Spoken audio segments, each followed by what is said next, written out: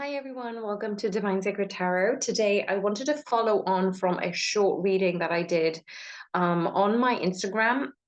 So if you haven't followed me already, check out the actual reading on my Instagram. And we had the Tower, the Two of Pentacles, and the Emperor card come out for the Divine Masculines. And the reason I wanted to kind of continue on this, because I usually just pick out a short reading for Instagram, but I didn't actually have an extended conversation about this to you guys. So the reason we've got the Tower, the Two of Pentacles, and the Emperor is because the Divine Masculines are truly going through this emotional intimacy revival. I'm hearing like they're going through that shedding from a caterpillar into a butterfly, but into a butterfly into something else. We've got obviously the bolts of lightning, and you're going to see this in terms of like the weather patterning might be changing, chopping and changing. First, it might be really hot, and then the other times you might have thunder and lightning and rain, because this is what the Divine Masculines are going through on an emotional level. They have had trouble in an emotional, intimate kind of way. And I know a lot of Divine Feminines who have found this quite frustrating, that the Divine Masculines are fearful of commitment, or they get scared and run away. Now, the good thing about this Tower card is it's actually asking the Divine Feminines particularly to look for what your Divine Masculines can actually offer. Like if they are afraid of intimacy, remember they're mirroring, or they're getting mirrored, what you are also showing up as. So I know a couple of years ago that I actually was a little bit scared of intimacy in terms of that emotional, spiritual, physical. It was like an amalgamation of all those things. And it was up to me to kind of get through that. And so what is showing up for you, Divine Feminines, because it's represented in your Divine Masculines, the Divine Masculines see you as a mirror, yes, but it's also bringing up certain things. Like if you think your Divine Masculine is running away or cutting you off or not being open enough, like where are they being open, where are they being intimate with you in different ways? Like how are they communicating with you, in what ways are they being kind of like, yeah, open in this way? I'm getting a lot of times the Divine Masculines are going through this energetic tug of war, because the Divine Feminines are feeling this in a fatigue type of energy. So this kind of like internal struggle that the Divine Masculines are going through is just the Divine Masculines kind of battling with their predetermined, this is what my life goal mission is, but also this is what my physical 3D wants to experience. So they're going through that dark night of the soul for some, not everyone, but they're also going through like an ego clash and an ego death, because they're trying to figure out, actually, where do I need to go? How do I need to get there? And through my own evolution, how am I getting through this Tower moment to uncover what I really want? And for many, it is that physical 3D union with their divine counterpart. And now we've got the Emperor card at the bottom of the deck, at the end of the spread, just showing up, holding that chess piece, claiming their victory and saying, I chose the right path. I'm giving credit to myself, because I've got through this healing. I've got through this facing head on the things that I'm quite worried and scared about. And by them deciding to go through that tunnel and involving themselves in a way that they haven't successfully done before, it's actually, the Divine Masculines are coming across as quite proud of themselves, having gone through that struggle, having overcome that, and actually going through everything and coming out the bigger person. And I will get some clarifications on this, but the first thing I did want to mention as well is the Divine Feminines had the Magician, the Hierophant, and the Sun card. Now, whereas the Divine Feminines have been feeling that sense of fatigue and uncertainty, they have continued to try and manifest things in their life that actually is coming to fruition in such a quick amount of time. So some of you Divine Feminines, obviously this is a general reading, take the energies as they resonate, take the messages as they resonate, leave the rest for somebody else. But what I'm getting here is the Divine Feminines are actually truly tapping into their wondrous sense of magic energy. the divine feminines are really using their spirit guides, using their ancestors and their team, and maybe even readers, to actually navigate where they are right now and how they can move forward. And they're actually manifesting at a very, very rapid rate. And why is this happening? Well, the Hierophant is here to amplify. We've got 3 major arcanas for the divine feminines, 2 major arcanas for the divine masculines. So all in all, this spread is very high vibrational, because the divine masculines are going through this healing process. They're trying to understand what it is they actually want and where they are going forward towards. And in that knowledge, they're stepping up into that emperor leadership role. They're turning a tower moment into this leadership, being the boss, taking control, leading the chariot type of energy that I'm getting, because that is the person who actually leads the chariot and charges forward. Whereas the divine feminines are kind of in that nurturing mindset of the divine feminine essence, like Empress energy. They are creating their reality. And how they're doing this is because they are tuning into spirit, they're tuning into their higher selves, they're tuning into their creator within. And that is the Hierophant, that is the high priest. So usually the divine feminines come across as the high priestess, but what I'm seeing is the divine feminines are actually manifesting with their divine masculines on a higher level. And so there isn't very much a clinging, a needing, a desperation for their divine masculines, because they already know they're in union with their divine counterpart, and they're having these conversations with them. And so it's almost like when you do receive communication and contact with your actual divine masculine in the 3D, sometimes it kind of takes you off guard, because it's like, wait a second, I forgot about you, because I've been communicating with you this whole time, I've been connecting with you this whole time. And so through this manifestation experience, connecting with source for the divine feminines, they're actually bringing in this level of unconditional love and happiness into their world. And it's not just in relationships, it's every area of life. And this is such a beautiful confirmation to say everything is flourishing for you, divine feminines. And even if it may not look like it, it's coming. Because at the bottom of each deck, so I pulled out a separate deck for the divine feminines, a separate deck for the divine masculines, but both of the decks had the King of Cups. Now I find this really, really fascinating, because both of the divine feminines and masculines are emulating the abundance of an emotional, intimate connection. A lot of divine feminines have actually asked their divine masculines to deepen their emotional availability. And as the divine feminines are doing this for themselves with other people in their surroundings, the divine masculines are doing this too. And what I found really interesting is the divine masculines have their eyes closed and their fingers towards this sound bowl. They're tuning in to the divine source, but also towards their own inner harmony and Mother Gaia. Behind the King of Cups, we have the Wheel of Fortune. So with this tower moment, they've actually come through this realization that they didn't have to deliberate so much about what the right decision is, because the right decision won't be the wrong one. They're always on the right path, and they're always going to head towards their ultimatum for their mission that needs to be completed in this lifetime. And that's actually shifting their perspective on where they are and where they're going to end up. That's actually shifting their whole, it's already fated. And so for some divine masculines, they see their divine feminines as everything is always fated. Like there's a reason why we're not connecting right now. There's a reason why we're not in physical union, but there's also a reason why we will be. And funnily enough, we've got the King of Cups for the divine feminines, again, tapping into their own level of unconditional love, pouring into yourself, self-caring for yourself, especially if you've been run down and fatigued lately. You're acknowledging how powerful you are. And this is credit to you, because you hardly ever give yourself credit to how far you've come. And then we've got the Nine of Cups behind the King of Cups. So as the divine masculines are moving past this Wheel of Fortune energy, changing and circumnavigating the fates of their destiny, moving into this new cycle, the divine feminines are ending their old cycle with some prosperity, with some fruits of their labor, and they're actually sitting quite pretty on their own, acknowledging what they need from this connection, what they need from themselves, and actually what brings in prosperous harmony in terms of where they are and where they're going.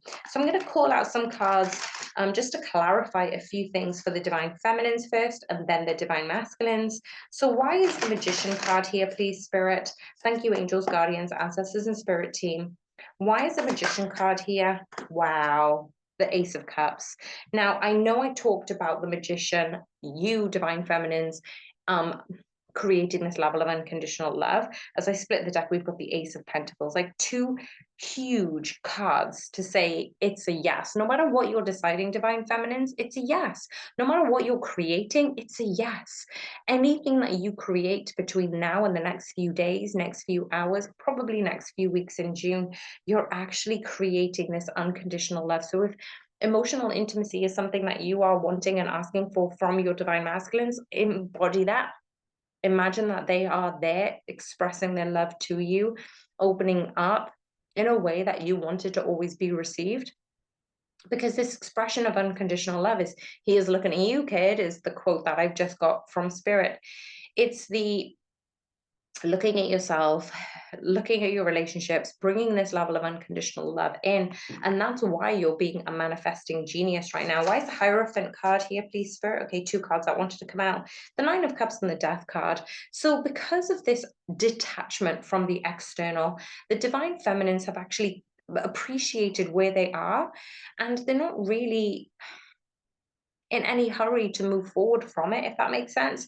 They're in this harmonious balance between their own divine masculine and feminine within. They're in their own harmonious balance between as above, so below.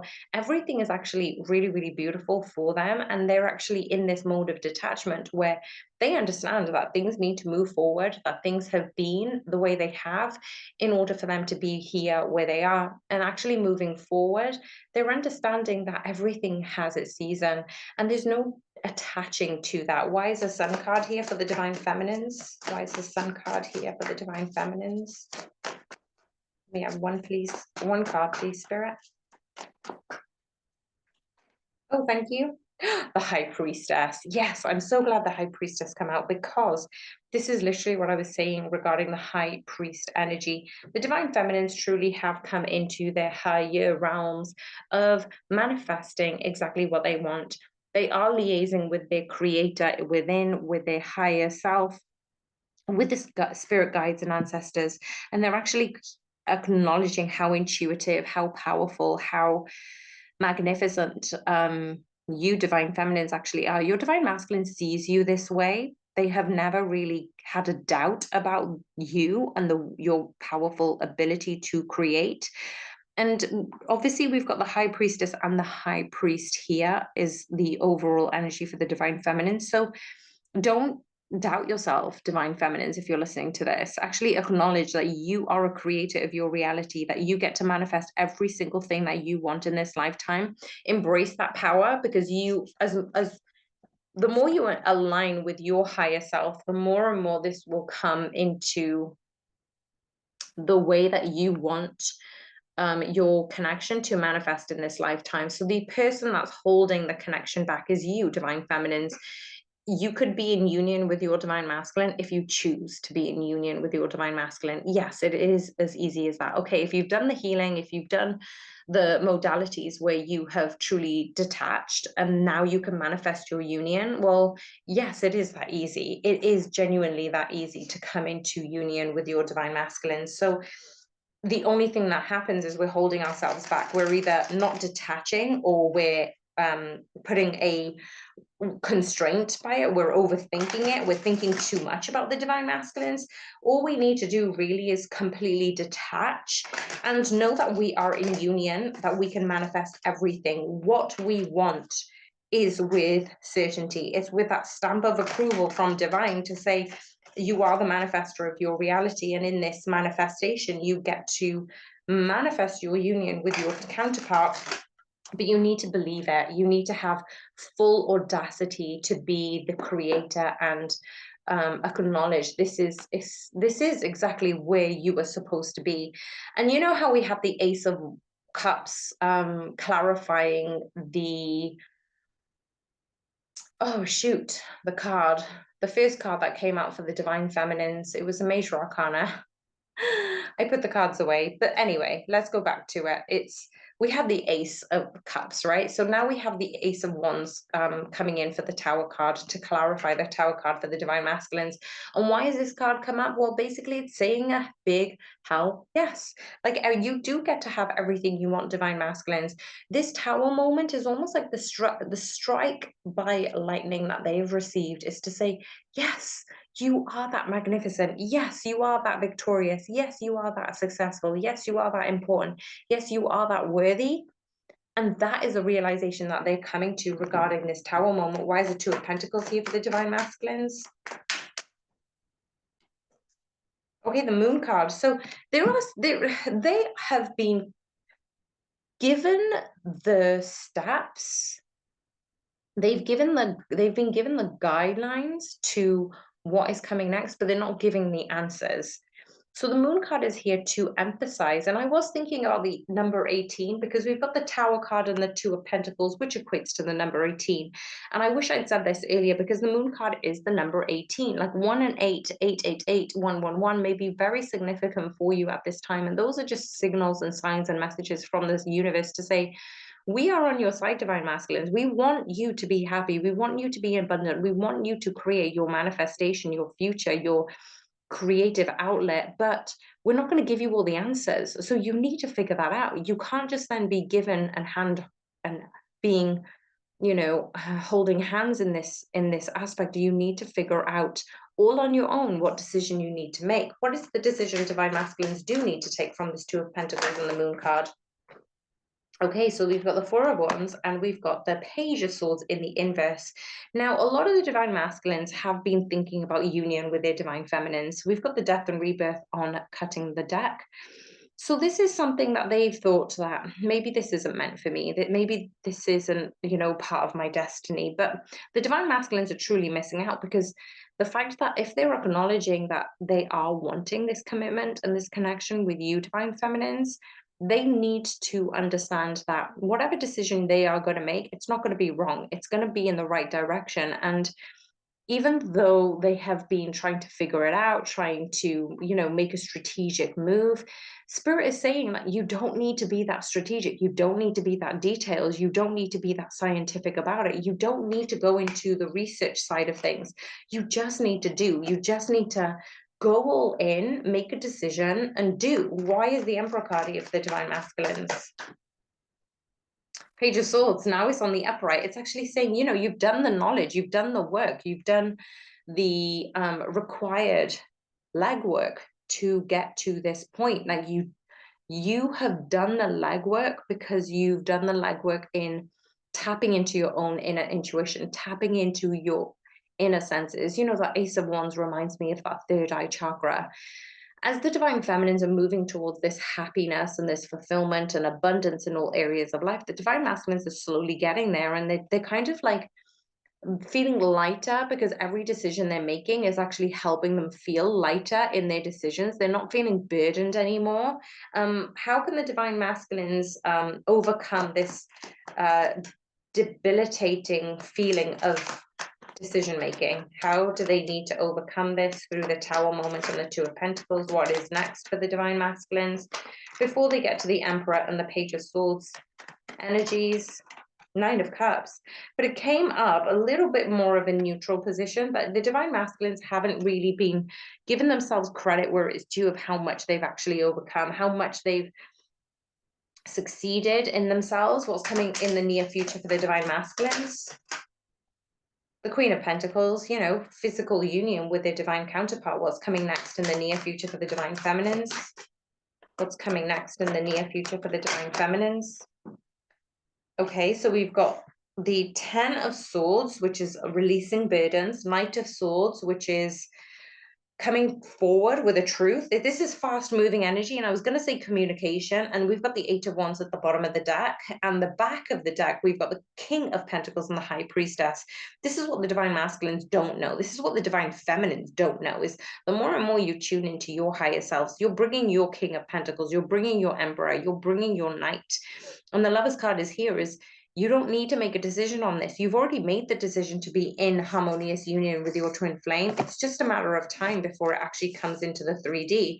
So you're almost listening to this in confirmation of going, yeah, I know we're in union with one another. I know we're going to come together in this lifetime.